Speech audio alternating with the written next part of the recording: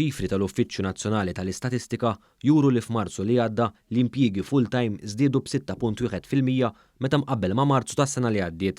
Dan ifisser li sal-aħħar ta' Marzu li għadda il-ħaddiema fis-suq tax-xogħol f'pajjiżna qabżu l-215,000 ruħ. Skont iċ-ċifri provduti mill-Aġenzija tax-Xogħol Jobs Plus, jirriżulta li bejn Marzu tal-2018 u Marzu tal-2019 l-impjiegi fis-settur privat żdiedu bi 11,558 ruħ. Iċ-ċifri juru li l-ħaddiema fis-settur privat telgħu għal 166,278 ruħ filwaqt li fis-settur pubbliku kien hemm ftit aktar minn 47,700 ħaddiem.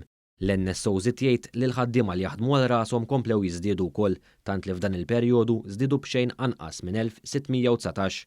L-istatistika turi wkoll li waqt li s-suq tax-xogħol kellu żieda totali ta' aktar minn 12,300 impjieg ġdid, fl-istess waqt il-persuni jirreġistraw għax-xogħol naqsu b'182. Joħroġ ukoll li s-suq tax-xogħol kellu wkoll żieda ta' ħaddiema irreġistrati b'xogħol part-time. Mir-rekords amministrattivi joħroġ li bejn Marzu tal-2018 u Marzu li għadda kien hemm ftit aktar minn 28,600 ruħ li kellhom impjieg full-time u part-time waqt li kważi 35,000 oħra kellhom part-time biss bħala x-xogħol regolari tagħhom.